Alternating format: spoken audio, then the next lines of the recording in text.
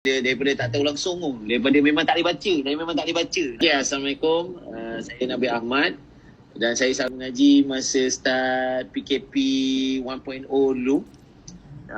So mengaji daripada Alif Bata lah, daripada kita tak tahu langsung lah Ustaz. Allahu Akbar. Kan Ustaz tahu lah kan, saya daripada tak tahu langsung daripada memang tak boleh baca, langsung tak boleh baca. Tapi alhamdulillah sekarang ni kadang-kadang macam sekarang ni dah boleh baca Yasin sendiri kan.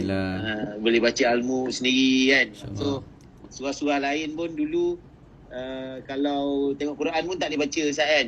Tapi lepas dah mengaji dengan Ustaz Arif, alhamdulillah memang metod yang Ustaz bagi yang daripada Alif Bata tu sampai anak-anak saya pun semua boleh sekarang ni dah boleh ngaji lah. Alhamdulillah. Kan?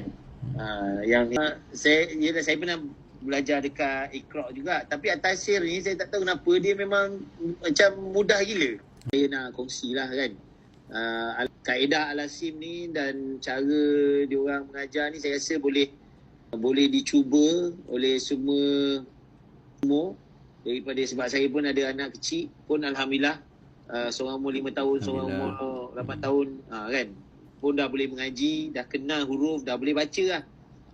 Lepas tu saya lagilah kan, umur dah 30 berapa dah kan, baru nak belajar. Dan saya memang tak sangka lah hari ni alhamdulillah kan boleh baca 2 muka surat, 3 muka surat kan. Kalau rajin lagi 5 muka surat pun boleh baca. Lepas tu saya rasa kalau yang tua-tua lagi pun saya rasa lah sangat mudah kan untuk kita nak belajar menggunakan kaedah Al-Asim ni. So insyaAllah kita boleh cuba dulu.